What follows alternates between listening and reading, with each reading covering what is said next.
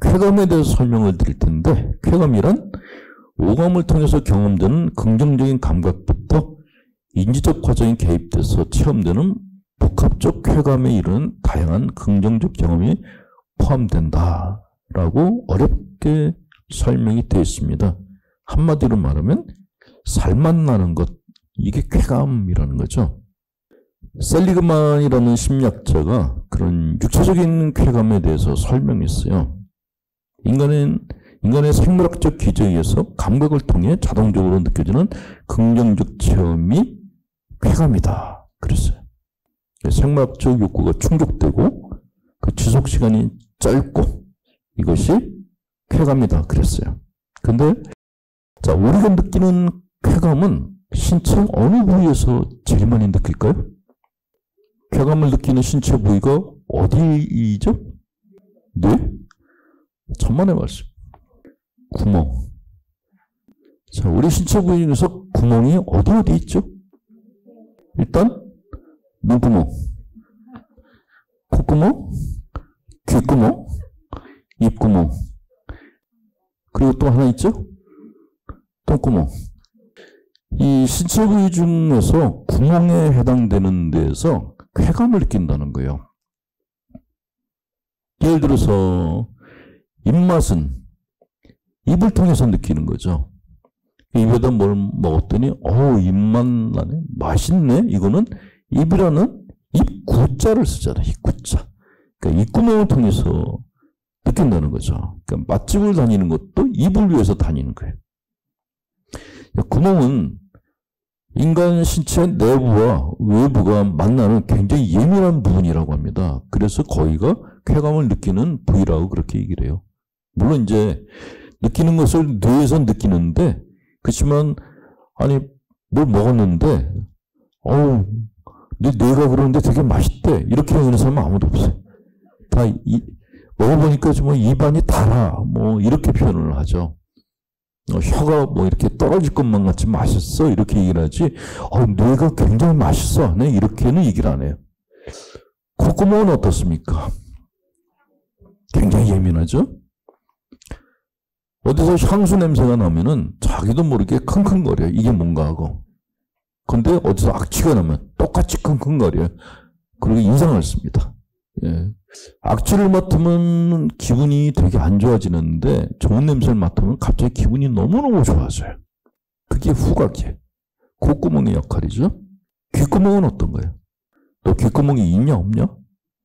그럼 말귀를 알아듣냐 못 알아듣냐? 그렇게 얘기를 하는데 그거 말고 귀로 듣는 쾌감. 그래서 제가 이제 푹 빠져서 보는 프로가 Sing Again 2를 보고 있어요. 그걸 보면서 반성도 많이 하고 그래. 그 젊은 사람들이 나와가지고 노래 한 곡을 부르는데 너무나 절절하게 부르고 그 한 곡을 위해서 그 사람들이 노력하는 걸 보면서 야 진짜 대단하다 그런 생각이 들고 이게 노래가 사람을 감동시킬 수도 있구나. 그 프로를 보면서 이제 느끼고 있는데 우리가 듣는 소리들이 우리에게 주는 쾌감도 만만치가 않아요. 그러니까 안 좋은 소리를 들었을 때는 굉장히 불쾌한데 너무나 괜찮은 소리를 들으면은 몸이 그쪽으로 향해 가요. 그게 귀가 하는 역할이라는 거죠. 그 귓구멍으로도 쾌감을 느낀다 그래요. 눈은 어떻습니까? 네, 눈도 만만치 않죠. 저는 이제 숙소가 천호동에 있는데 천호동에 일용직 노동자들이 많고 이렇게 좀 가난한 노인분들이 많아서 다 이렇게 후줄그레하게 입고 막 다녀요. 근데 그분들을 보면 저도 같이 이렇게 막 후줄그레해져요. 근데 그러다가 막 화날 정도로 그 예쁜 처녀가 딱 나타나면 갑자기 주변이 막 밝아지는 느낌이 들어요. 전시회를 가도 그림이 다 똑같을 거라고 생각했는데 아니더라고요. 전시회에 들어가도 정말 왕비같이 이렇게 그림이 확 눈에 띄는 게 있어요. 그 그림에서 나오는 그 광채 때문에 주위 그림들이 이렇게 죽는 그런 느낌을 받은 적도 있어요. 어쨌건 우리가 보는 것들이 이렇게 뭐 하늘, 꽃, 아기가 웃는 얼굴 이런 것만 봐도 쾌감이 느껴진단 말이죠. 마지막으로 똥구멍은 어때요? 전문용어로 이제 항문이라 그러죠. 항문으로 느끼는 쾌감도 만만치 않죠. 인간이 겪는 고통 중에 하나가 똥 마려웠는데 똥이 안 나와. 그때 정말 고통스럽죠. 화장실에 앉았는데 안 나와. 변비. 여성분들이 변비 많죠. 정말 괴롭죠. 저도 가끔씩 이제 그런 변비 현상이 생기는데 그게 꼭 여행 가면은 나타나는 거예요. 집에서는 괜찮은데 한국에서는 괜찮은데 유럽에 여행 가가지고 꼭 변비 현상이 나타나는 거예요. 이게 언제 나올지 모르겠는데 계속 불편하게 다니는 거예요.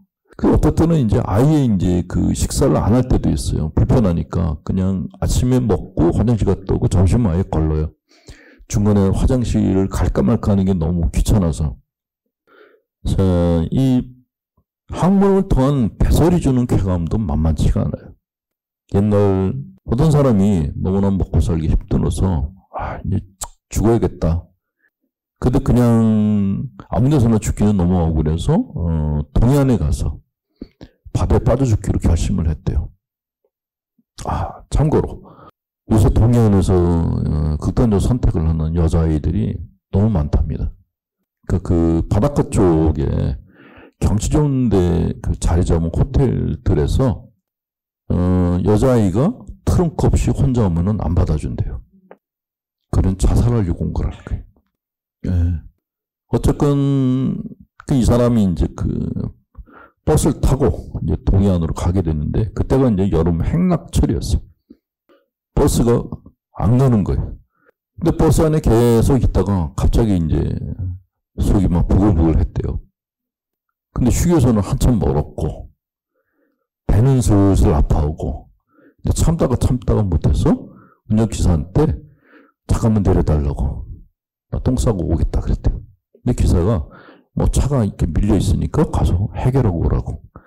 이 사람이 불이 나게 내려가가지고 논두렁 밑에 내려가서 배변을 딱 봤는데 살만 나더래요.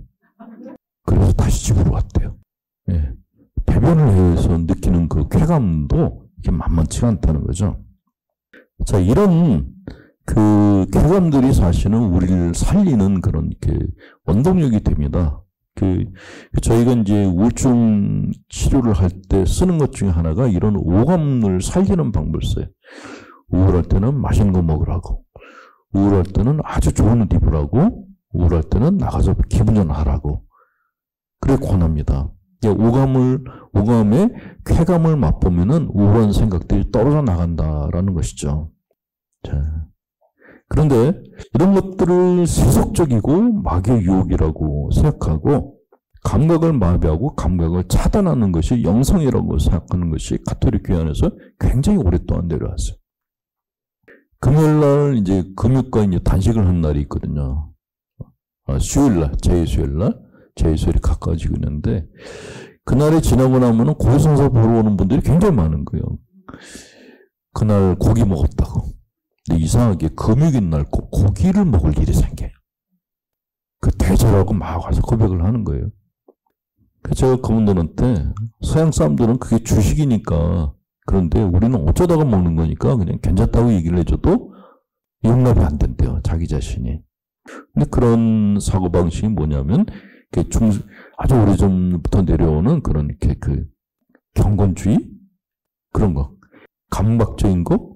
이런 감성적인 것은 세속적이고 이거는 유혹이다고 생각하는 그런 신학사상이 우리 안에 굉장히 많이 깔려 있어서 그렇다라는 거죠. 자, 자기 자신의 감각을 억압하는 생기는 부작용이 있습니다.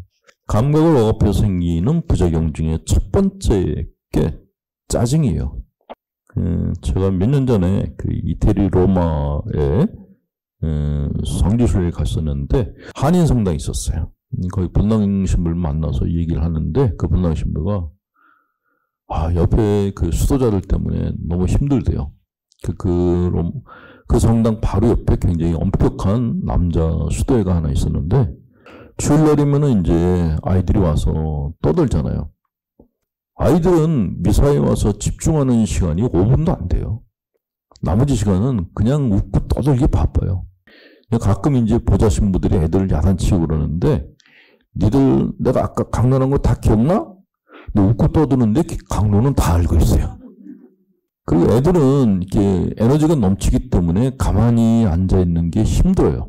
그러니까 미사 때에도 막 들락날락거리고 친구하고 장난치고 그러거든요. 그게 너무나 당연한 건데 옆에 수도자들이 그렇게 짜증을 낸다는 거예요. 시끄럽다고. 예수님은 어린아이들이 당신에게 가까이 오게 했는데 수도자들이 애들을 보고 짜증을 내는 거는 애들이 문제가 아니라 그 수도자들이 문제라는 거죠. 그 수도원은 하루에 2끼 먹고 노동을 하루에 몇 시간 하는 수도원이에요. 그러니까 자기 자신을 갖다가 혹독하게 몰아붙이니까 어떤 세상의 맛을 못 보게 하니까 짜증이 난 거예요. 그러니까 내가 여러분들도 그렇잖아요.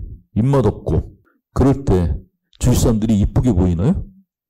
나는 입맛이 없어 누워있는데 병원에 이제 병상에 내가 누워있어요. 근데 문병원 사람이 맛있는 걸 갖고 왔어. 근데 내가 못 먹는다 그랬더니 그럼 나라도 먹을게 이러면서 옆에서 처먹는다면 짜증나겠죠.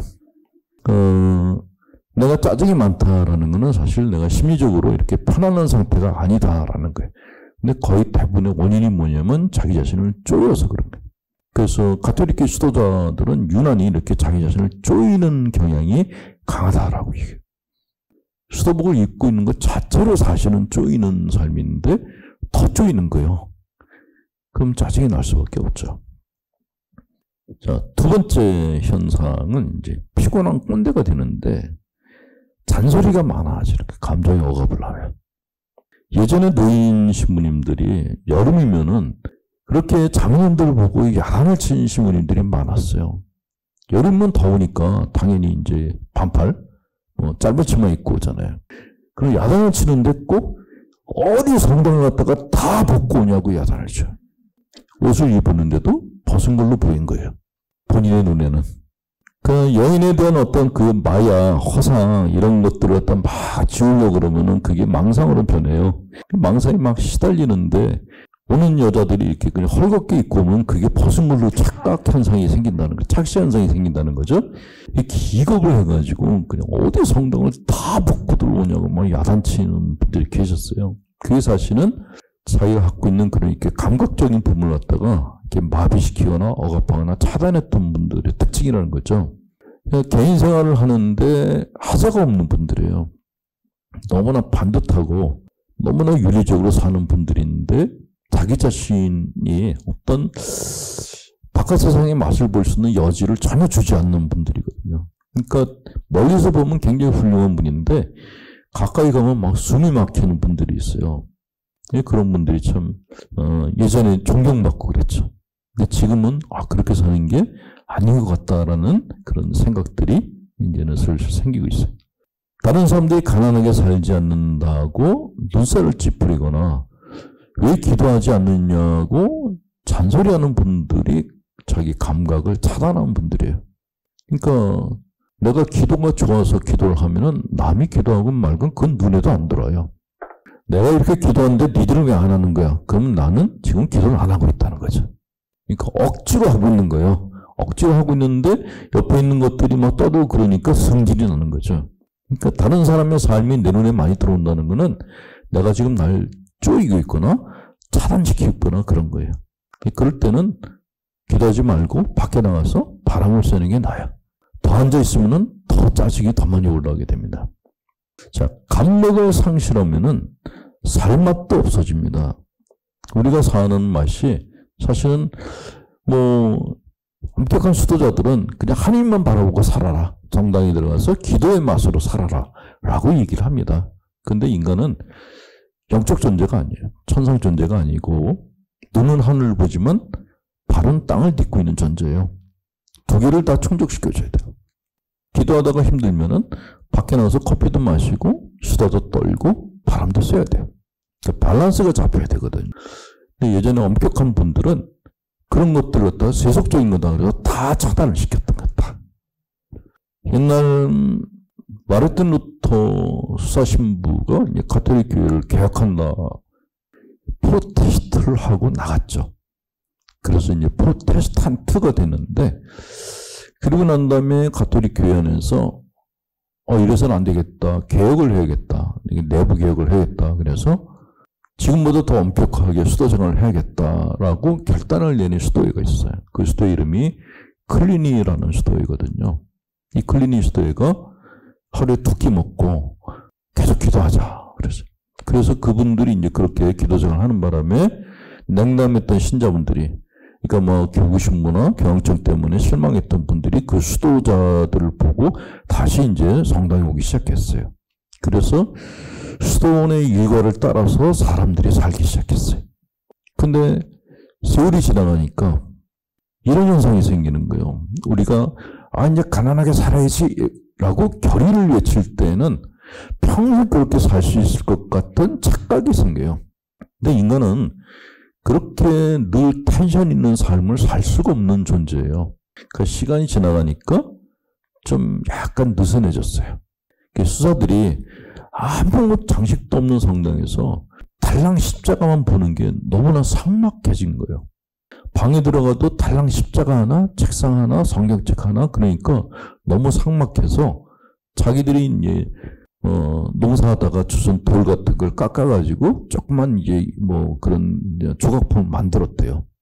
근데 클리니 수도원보다 더 엄격한 수도의 원장이 시찰을 와서 이게 무슨 집들이냐 그러면서 그거를 다 버리라 그랬대.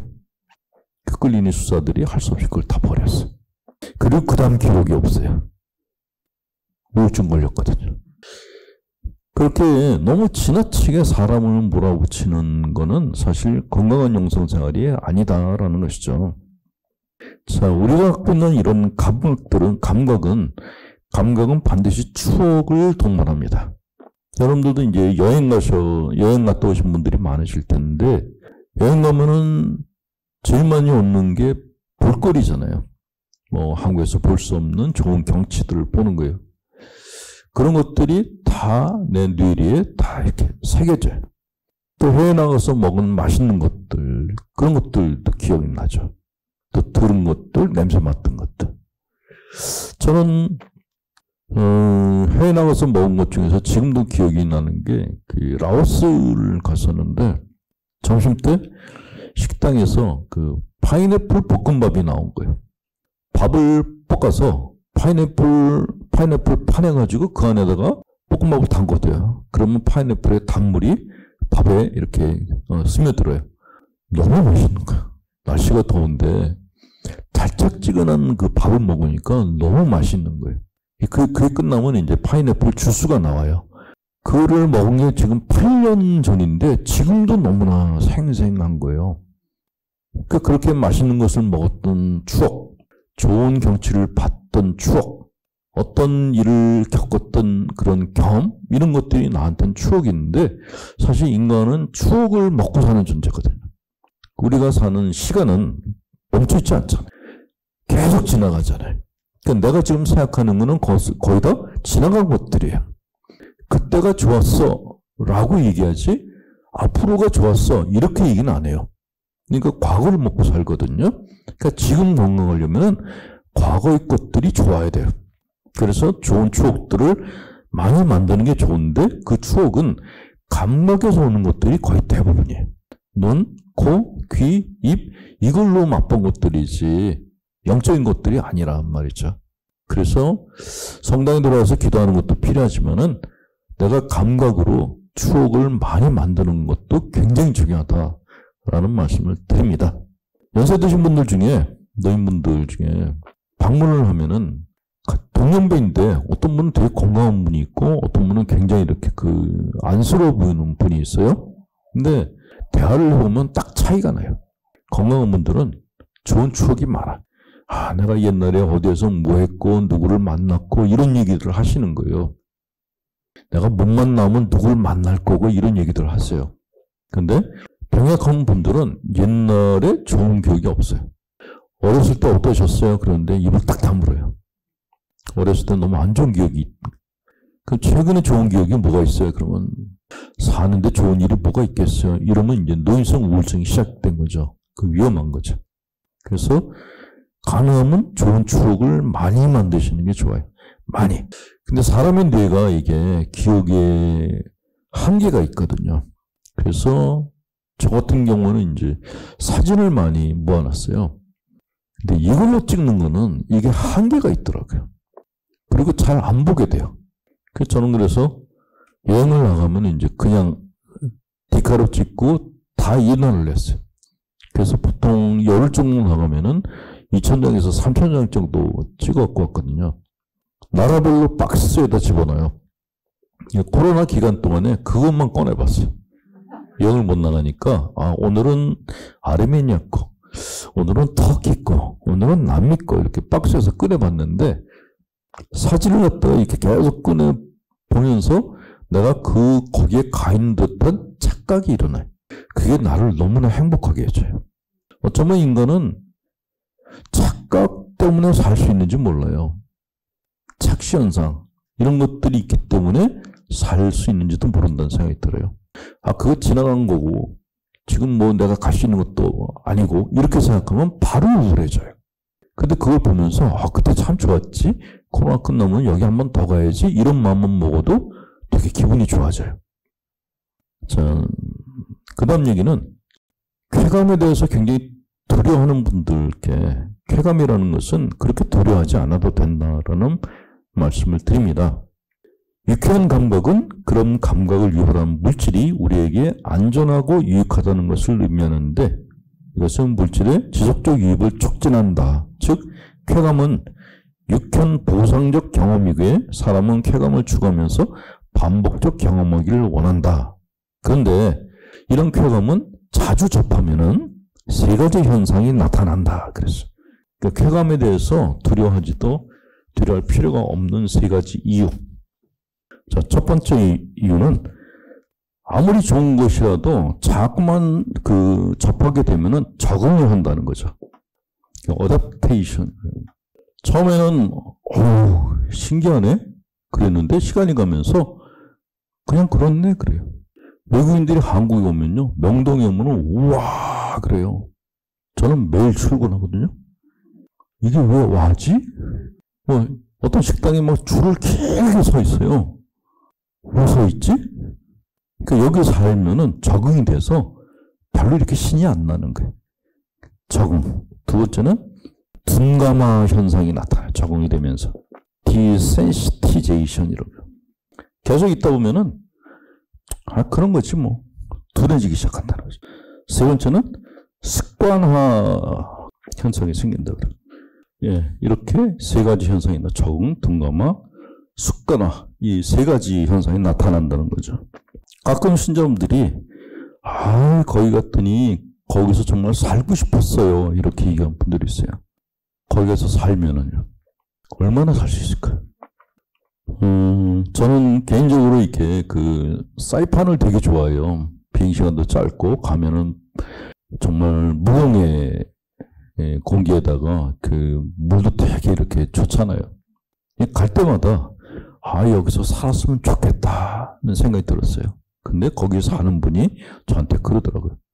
여기서 1년만 사시면은 우울증 걸린다고. 섬 한 바퀴 도는데 반나절이면 돌아요. 갈 데가 없어요. 그래요. 보이는 거라고는 바다, 하늘 이거밖에 없어요. 그래서 거기 있는 분들은 어떻게든 딴 데 가서 놀려고 그러는데 복잡한 도시에 가서 놀고 싶어 한대요. 나는 그것만 먹으면서 살고 싶다. 그것도 똑같죠. 예. 아무리 맛있어도 그걸 삼시세끼 먹으면은 지겹죠. 제가 예전에 본당 심할 때 처음 이제 본당 사목을 나갔는데 신자분들이 제가 이제 구역 방문을 한다 그랬더니 뭘 좋아하냐고 물어보시더라고요. 저는 회를 좋아합니다 그랬어요. 매일 구역 미사를 나가는데 매일 회가 나오는 거예요. 4일째 먹는데 그때부터는 비린내가 나기 시작하는 거예요. 근데 딴 거 해달라고 말을 할 수가 없잖아요, 이게. 그리고 이게 차려놓으면 신자분들이 다 먹을 때까지 다 보고 계세요. 이게 또 아무리 맛있고 그래도 이걸 똑같은 걸 갖다 매일 먹는 거는 그는 불가하다라는 거죠. 양고기 좋아하는 분 계세요? 양고기 좋아하는 분들은 양고기만 찾는 분들이 있는데 제가 이란에 갔다가 양고기 아주 뒤었어요. 일주일 내내 삼시세끼가 계속 양고기가 나오는데 나중에는 양들이 미워지기 시작하더라고요. 저희 후배들 중에 이제 환속한 친구들이 있어요. 결혼한 지 이제 뭐 10년쯤 지난 다음에 이제 만났어요. 처음에는 뭐, 내가 이쁜 처자한테 저 처녀하고 살고 싶어서 나간다 그랬는데, 10년째 된 해 만났더니, 이쁜 게 다가 아니대요? 그 절을 하더라고요. 가끔 젊은 신부들을 유혹해서 옷을 벗기는 자매들도 있어요. 제가 아는 이제 후배가 이제 좀 안타까운 케이스가 있는데, 그 본당 자매가 이제 본당 젊은 신부를 이제 유혹했어요. 그래서 옷을 벗겼어요. 근데 여러분들께 미리 말씀드리는데, 신부들은 돈 버는 재주가 제로인 사람들. 쓰는 건 잘하는데 벌 줄을 몰라요. 절대로 데리고 살면 안 되는 존재 중에 하나가 신부들이에요. 평생 먹여 살리겠다. 그런 각오 없이는 절대로 결혼하면 안 돼요. 근데 그 자매가 평생 먹여 살리겠다고 데리고 나갔어요. 애기도 낳았어요. 그리고 가출했어요. 데리고 살아보니까 이건 돈도 못 벌어오고 주변 머리도 없는 그런 거예요. 근데 그 친구는 지금도 그래서 자기가 혼자 애 키우고 있어요. 너무 안타까운 케이스죠. 자, 그런데 왜 이렇게 우리는 쾌감을 쫓는가? 그것을 인간은 쾌락에 쳇받기 위해서 살기 때문에 그렇다 그래요. 쾌감을 추구하지만 반복되는 경험 속에서 지루함을 느끼면서 항상 새로운 쾌감을 추구하며 살아가는 존재가 인간이다라고 얘기해요. 맞다는 생각이 들더라고요. 익숙해지면은 다른 거, 새로운 걸 찾고 싶다라는 것이죠. 자, 그런데 왜 우리는 계속해서 새로운 걸 찾고 싶어 하는가? 그리고 왜 우리 구조가 이렇게 돼 있는가에 대해 좀 설명을 드려야 될 텐데, 사람은 새로운 변화 상황에 계속 적응하면서 중립적인 상태로 돌아가는 그런 성향이 있다라는 거예요. 그러니까 차지도 뜨겁지도 않은 상태로 돌아가고 싶어 한다라는 거죠. 근데 그런 이유가 뭐냐? 생존을 위해서 그렇다라는 거예요. 내가 만약에 뭘 볼 때마다 흥분한다면 어떻게 될까요? 여기 갔는데 이 음식도 맛있고 저기 갔는데 저 음식도 맛있고 이것도 맛있고 저것도 맛있고 난리가 났어요. 경치가 여기도 좋고 저기도 좋고 뭐 다 좋아. 그러면 어떤 일이 생길까요? 심장병이 생겨요.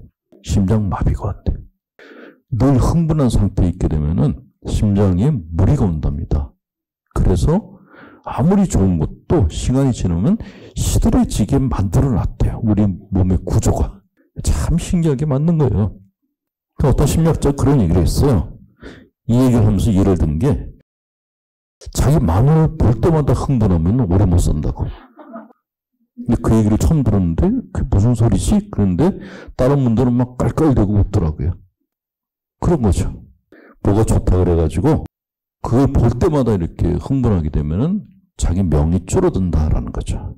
그래서 하나님이 인간을 만드실 때 좋아하다가도 중립으로 오게 그렇게 만드셨다라고 얘기를 합니다. 근데 이거는 역으로 불행감도 마찬가지예요. 내가 사랑하는 사람이 세상을 떠났어요. 같이 죽을 것만 같아. 근데 그 감정이 얼마큼 갈까요? 그래, 애도기간이라 그래서 6개월이라 그래. 아무리 죽고 싶을 정도로 그 사람을 좋아했다 하더라도 6개월이 지나면은 다시 원상태로 돌아온다는 거죠. 그러지 않으면 살 수가 없다라는 거예요. 그러니까 인간이 갖고 있는 그런 어떤 한계가 능력이 있기 때문에 그렇다라고 얘기를 합니다. 그거를 고무줄 이론이라고 얘기를 해요. 막 팽팽하게 당겼어도 이걸 놔주면은 고무줄은 다시 줄어든다는 거죠. 사람 마음이, 예를 들어서 여러분들이 뭐 기도에 가가지고 뭐 너무나 좋았어요 그러잖아요. 그게 6개월이면은 다시 시들해져요. 근데 그게 믿음이 부족해서 그런 게 아니고 원래 그런 거예요. 우리 마음 상태가 그렇게 돌아오게 하지 않으면은 얘가 사단이 나거든요. 살려주려고 그러는 거라는 거죠. 근데 많은 신자분들이, 내가 지난번 기도원에 가서는 막 황홀경을 체험했는데 그 다음에 갔더니 시들해. 자책을 하는 거예요. 내가 기도가 부족한가, 뭐가 잘못됐나 그러는데 그게 아니고, 그런 생각이 드실 때는 이게 그 신부가 그랬는데 이게 정상이라 그랬어? 라고 생각하시면 돼요. 그게 정상이에요. 만약에 신자분들이 새로운 본당 신부가 왔는데, 저 신부님 멋있다고 매일같이 이렇게 알리를 외쳐대면은 그 신부가 좋아할까요? 무서워요. 그 본당을 바꿔달라고 차한단 말이죠. 처음에는 막 이러다가 떠날 때쯤에는 이게 정상이란 말이죠. 그럴 때 새 신부다 그러면 와 그랬다가 떠날 땐 그러고. 예. 저도 이제 본당을 여러 군데를 이제 갔다가 떠났다 그랬는데, 참 신기한 게 신자분들의 신비가 하나가 있어요. 제가 처음에 이제 보좌 신부로 이제 어떤 본당을 갔는데 교우분들한테 너무너무 많은 사랑을 받았어요. 2년 하고 떠나야 되는데 정말 떠나기 싫더라고요. 떠나기 일주일 전부터 그냥 막 떠날 생각만 하면 눈물이 막 쏟아지는 거예요. 신자분들도 신부님이 가시면 어떻게 그러고 다 같이 울었어요. 떠나는 날 정말 통곡을 하면서 떠났거든요. 그러고서 이제 나중에 이제 본당을 갔어요. 본당을 가서 그 본당도 떠날 때 막 신자들하고 다 같이 통곡했어요. 그리고 이제 몇 개 본당을 지났는데 이게 아니네 하는 생각이 들었어요. 신자분들이 본당 신부가 떠나잖아요. 이제 차가 떠날 때 막 안녕히 가세요 막 펑펑 울어. 그 차가 안 보이잖아. 그럼 바로 닦으면서 그 다음 신부가 누구래? 참 신비로워요. 그래서 그때는 제가 어떻게 그걸 박절하게 그럴 수가 있나 그랬는데 공부하다 보니까 그게 정상이구나. 예. 떠난 놈만 계속 그리워하면은 그 다음 놈이 너무 힘들죠. 예. 그러니까 떠난 놈이고 새로운 놈은 누군가 궁금해해야지 본당이 돌아가는구나. 예. 하나님의 뜻이구나 하는 생각이 들었어요. 떠난 이유는 생존을 위해서는 환경 변화에 예민하게 포착하고 대응해야 하지만 반복되는 적에 지속적으로 주의를 빼앗기고 있다면 새로운 환경 변화에 대응하기 어렵기 때문이다 라고 어렵게 설명했는데, 쉽게 말하면 여러분들 아들이 어떤 여자한테 홀랑 빠졌어요. 고3이. 그럼 어떡하시겠어요? 고3짜리 아들이 여학생한테 빠져가지고 공부 못해요. 엄마들이 난리가 나겠죠. 대학에 갔는데도 걔한테만 팔려가지고 직장생활도 안 하겠다 그래. 걔하고 둘이만 있고 싶다고. 큰일 나겠죠. 그래서 하나님께서 그렇게 좋아했다가 식어가게끔 만들어주신 거예요. 생존을 위해서. 엄마들이 난리치실 필요가 없어요. 그냥 냅두면은 식어요. 한 번은 오래전에 어떤 자매님이 자기 딸이 정말 이렇게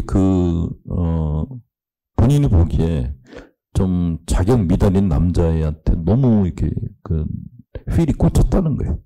둘이서 죽고 못 산대요. 근데 이 엄마는 남자애가 너무 싫은 거예요. 막 야단을 쳤는데 아예 둘이 살겠다고 집을 나가버렸대요. 또 엄마가 막 전화하고 문자 보내고 찾아가고 막 난리를 쳤대요. 근데 둘이 붙어가지고 우린 안 떨어진다 그러더래요. 그래서 저한테 와가지고 어떻게 하면 좋겠냐고 묻더라고요. 어떻게 하면 될까요?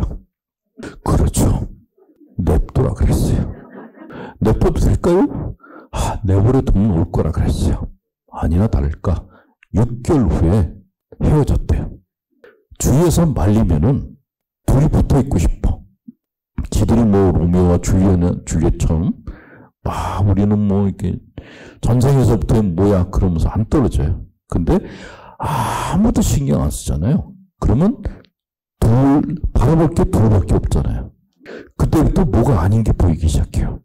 그게 6개월 때쯤이면은 이 인간이 나하고 안 맞는구나 하는 걸 그때 알게 되죠. 그러면 자연스럽게 헤어져요.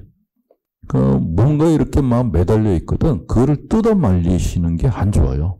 그냥 두시면은 떨어지게 돼 있어요.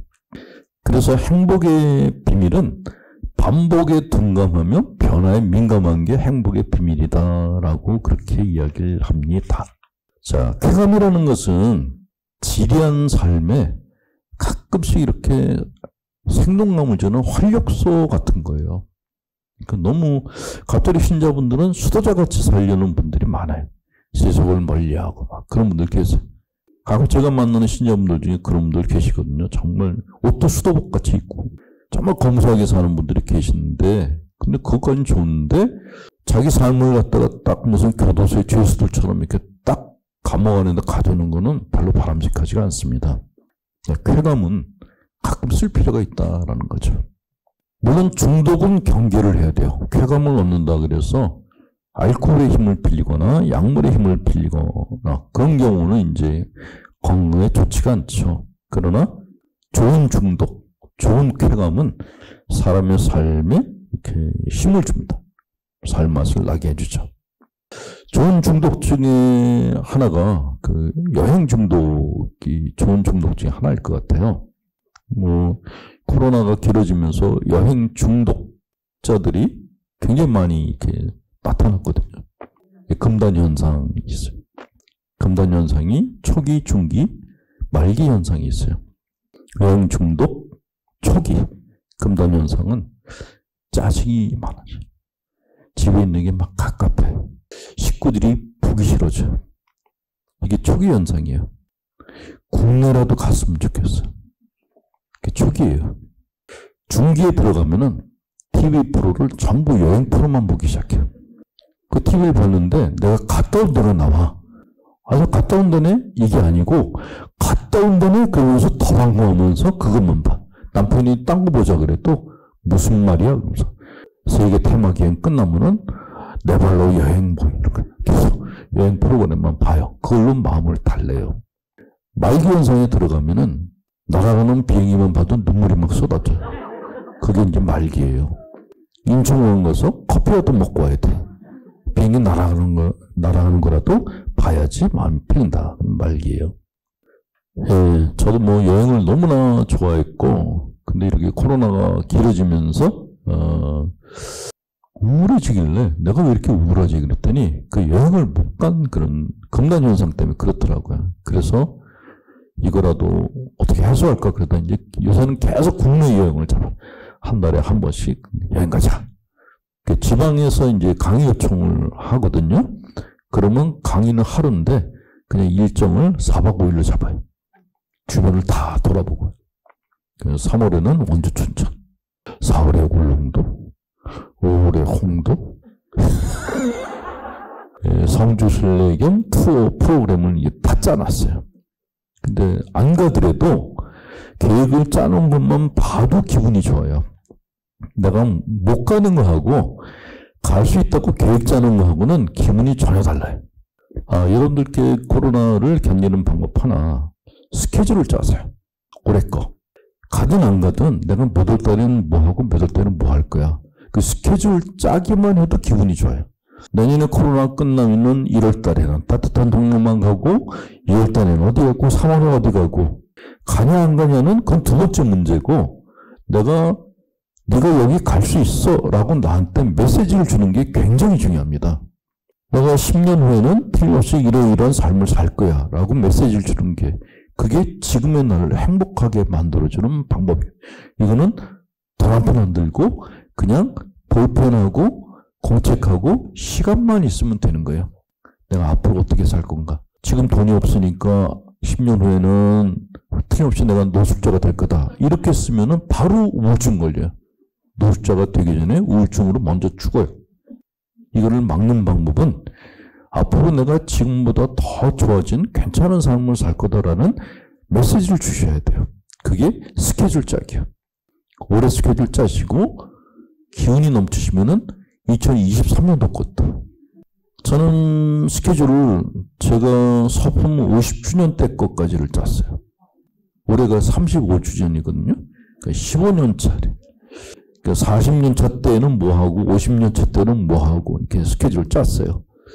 물론 제가 짜놓은 스케줄을 갖다가 다 할 수는 없겠죠. 체력도 떨어지고 이제 노화 현상이 생기니까. 그렇지만 그 계획을 짜는 동안이 너무너무 기분이 좋은 거예요. 앞으로 지금보다 더 좋아질 거다라는 예상을 내가 나한테 해주는 게 너무 기분이 좋은 거예요. 그거는 정말 볼펜하고 종이 한 장만 있으면 되는 거예요. 근데 많은 분들이 그 작은 노력도 안 하고 계속 부정적인 생각만 키워요. 거기다 에너지를 다 쏟아요. 이게 바보 같은 짓이에요. 사람의 마음은 굉장히 단순합니다. 안 갔어도 갈 수 있다 그러면 그냥 기분이 좋아지는 게 사람 마음이에요. 그거를 이용하셔야 돼요. 앞으로의 스케줄 짜시고. 집안에 예전에 여행 다녀온 그런 사진이 있다 그러면 그걸 모으셔서 우울할 때 그걸 들춰보시고 그렇게 자기 마음을 달래시는 게 정말 지혜로운 삶이라는 말씀을